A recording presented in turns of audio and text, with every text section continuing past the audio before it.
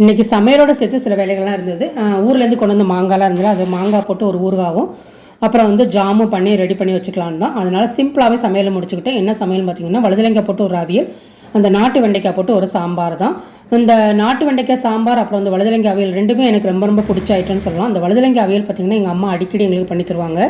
அதனால் நாகர்கோவில் போனால் எப்போவுமே மிஸ் பண்ணாமல் இந்த வழுதலைங்காய் வாங்கிட்டு வந்துடுவேன். ரொம்ப மருத்துவ குணமும் இந்த வழுதலைங்காயில் இருக்குதுன்னு சொல்லுவாங்க. இந்த வழுதலைங்காய் அப்புறம் வந்து இந்த மாங்காய் அப்புறம் வடகை எல்லாம் போட்டு பண்ணக்கூடிய இந்த அவியல் பார்த்திங்கன்னா செம்ம டேஸ்ட்டாக இருக்கும்.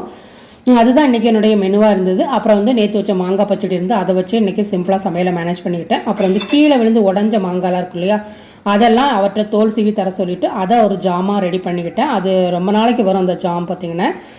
அதுக்கப்புறம் பார்த்திங்கன்னா மாங்காய் ஊறுகாவும் ரெடி பண்ணிக்கிட்டேன். என்னுடைய லக்கி பார்த்திங்கன்னா 2 நாளுமே வெயில் இருந்தது. இந்த வெயிலில் வச்சா தான் மாங்காய் கெட்டு போகாமல் இருக்கும். இந்த ஊறுகாய் பார்த்திங்கன்னா எங்கள் குடும்பத்துக்கு ரொம்ப பிடிச்ச ஊறுகாய்.